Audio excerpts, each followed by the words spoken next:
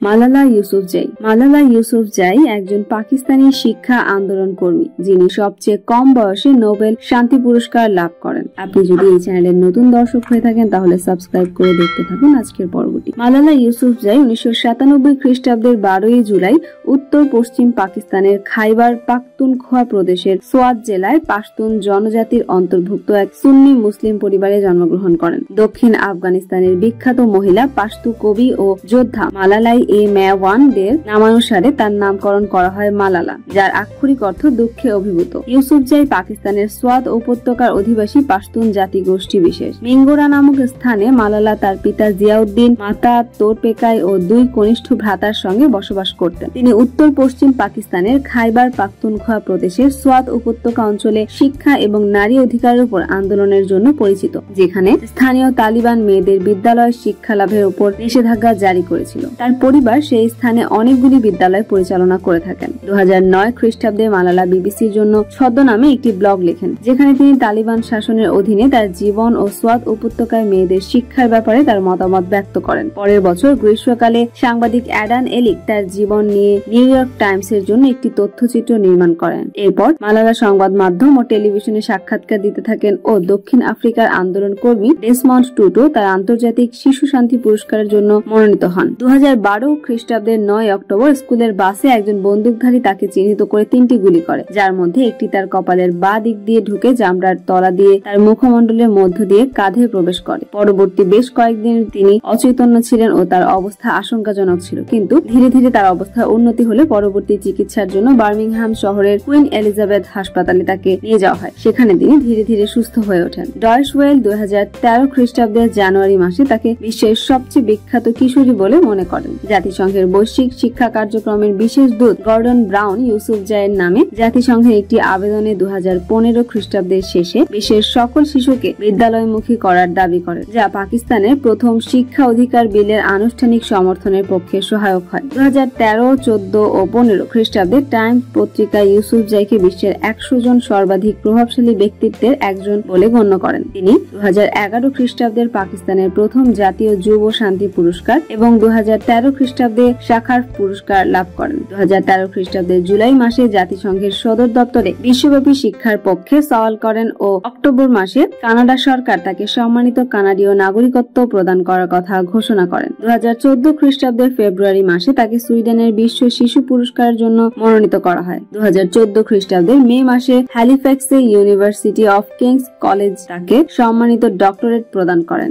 এই বছরের শেষের দিকে নোবেল শান্তি পুরস্কারের জন্য কৈলাস সত্যার্থীর সঙ্গে যুগ্মভাবে মালালার নাম ঘোষণা করা হয়। মাত্র 17 বছর বয়সে তিনি ছিলেন বিশ্বের সর্বকনিষ্ঠ নোবেল জয়ী ব্যক্তিত্ব। 2015 খ্রিস্টাব্দে একাডেমি পুরস্কারের জন্য বাছাইকৃত তথ্যচিত্র নেমড মি মালালা তার জীবন নিয়ে তৈরি হয়। জাতিসংঘের প্রস্তাব। 2012 খ্রিস্টাব্দের 15 অক্টোবর জাতিসংঘের বৈশ্বিক শিক্ষার বিশেষ দূত তথা প্রাক্তন ব্রিটিশ প্রধানমন্ত্রী গর্ডন ব্রাউন হাসপাতালে মালালার সঙ্গে দেখা করেন এবং আমি মালালা স্লোগান ব্যবহার করে শিশু শিক্ষার উপর একটি প্রস্তাব রাখেন। এই প্রস্তাবের দাবি ছিল যাতে শিক্ষা থেকে বঞ্চিত বিশ্বের 6 কোটি 10 লক্ষ শিশুকে 2015 খ্রিস্টাব্দের শেষে বিদ্যালয়মুখী হয়। এই প্রস্তাবে পাকিস্তান সরকারের কাছে সকল শিশুকে শিক্ষার সুযোগ করে দেওয়া ও বিশ্বের সকল দেশে মেয়েদের প্রতি বৈষম্যকে অপরাধ বলে ঘোষণা করার আবেদন করা হয়। নোবেল শান্তি পুরস্কার। 2014 খ্রিস্টাব্দের 10 অক্টোবর শিশুদের প্রতি অবিচারের বিরুদ্ধে ও শিক্ষার অধিকারের লড়াইয়ের জন্য মালালা ইউসুফজাই ও ভারতীয় সমাজকর্মী কৈলাস সত্যার্থীকে নোবেল শান্তি পুরস্কার প্রদান করা হয়। মাত্র 17 বছরে মালালা এই পুরস্কার লাভের সময় বিশ্বের সর্বকনিষ্ঠ নোবেল জয়ীর সম্মান লাভ করেন। 1979 খ্রিস্টাব্দের পদার্থবিজ্ঞানী আব্দুস সালামের পর তিনি দ্বিতীয় পাকিস্তানি নাগরিক যিনি এই পুরস্কার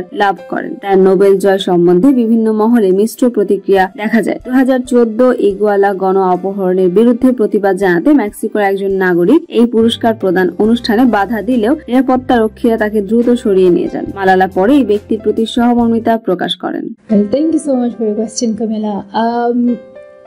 My role model has always been my father, and when we talk about feminism in men, I think he is the example that I can give. Firstly, because when I was born, and he named me after the Malala Yousafzai, who was the Afghan hero, and his vision was that she was the only Pashtun woman who was recognized by her own name. We don't have any other Pashtun woman hero. We don't know any except Malala. So he named me after her, and just with the vision that there was a Pashtun woman who was known for her heroism, who stood up and raised her voice. But also, like, when his cousin made a family tree and he brought it and it was all men's name, and my father wrote my name on a family tree, the first girl's name on a family tree. And so he was challenging society, he was challenging norms, he was challenging those taboos at each and every point in his life. He was not just speaking or writing an article, he was actually doing. He was a feminist who was taking action. So if he had not allowed me, I would not have been able to be here. I would not have been able to speak out. There were many girls who wanted to speak out during terrorism in Swat Valley, but their parents stopped them. Many girls wanted to do something, but their brothers did not allow them. So I'm really grateful to my father that he allowed his daughter to be herself, and also to my mother. She is a courageous, brave woman who tells both me and my father to continue campaigning for women's rights and girls' education, and then all the great people we had in our history, from Martin Luther King Jr. to Nelson Mandela to Benazir Bhutto, the Prime Minister of Pakistan, and many others.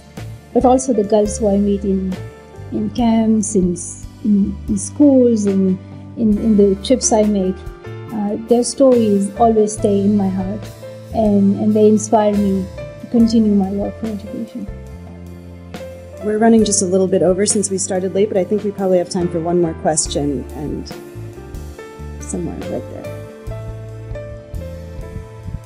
So my name's Joey, and obviously you've embraced your own education in both the UK and Pakistan. And I was wondering, when you began your secondary education in the UK, if your approach to learning changed, or if you learning has always been the same and will always be the same?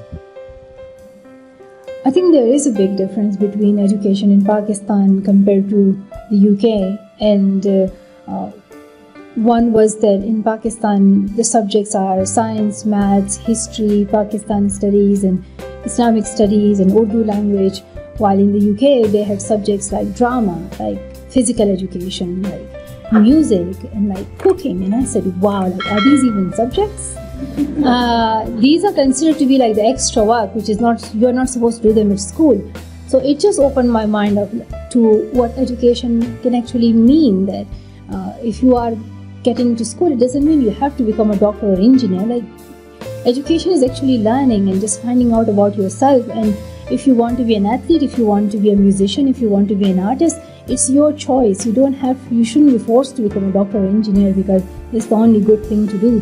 So it opened my mind in terms of that. Also, I did critical thinking as a subject, and I just thought, it is amazing. Like, everyone should know critical thinking, because especially in the time right now when there's like fake news, like, people should have critical thinking, that they know where the information is coming from, who is giving this information, look at the expertise of the person, any vested interest. All these things are just crucial. And and also the teaching environment, like in schools they have PowerPoints, they have computers, students have access to iPads and other technology, and something that maybe is taken for granted here. But in our school we had only a whiteboard and a marker and just books. We didn't have access to computer. But it is changing now. There's technologies going into school, but technology can actually help a lot in education, digital learning.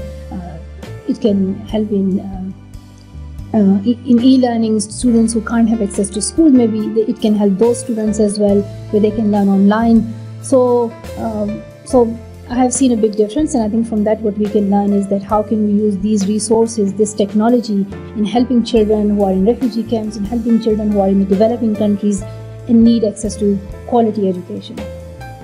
We might actually have room for one last one right there.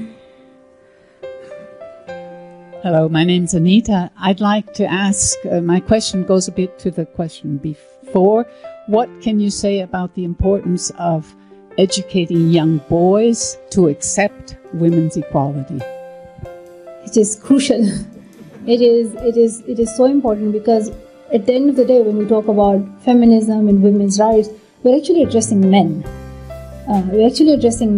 And we want them to recognize that women should be accepted, that women should not be prevented, women should not be stopped from a role just because they're women, that talent should be appreciated, their skills should be appreciated. So I think men have a big role to play, and again, as I mentioned about my father, if he was not there and if he had not allowed me to speak, I would not have been here. And also now I see my brothers, and they are completely different, like their views are different. They accept their sister being a bit bossy, they accept their sister going to school, which was something that I still hear stories where I see that there is this young brother and all the older sisters, and like he's dominating the family, and he's telling his sisters like how to dress and don't go out and don't do this and like cover your hair or don't know these things. So I think we have to teach young boys how to be men, because that's what, to me, like in order to be a man, you have to recognize that all women and everyone around you have equal rights as you, and that you are also part of this movement for equality. Well, thank you guys for all your questions, and thank you, Malala, for joining us. It was really wonderful to hear all your thoughts. Thank you. বন্ধুরা, এই ছিল আজকের আয়োজন। কেমন লাগলো আজকের পর্বটি অবশ্যই কমেন্ট করে জানাবেন। সেই সাথে এমন মহান ও বিশিষ্ট ব্যক্তিদের জীবনী সম্বন্ধে জানতে আমাদের চ্যানেলটি সাবস্ক্রাইব করে রাখুন। ভালো থাকুন সবাই। আসসালামু আলাইকুম।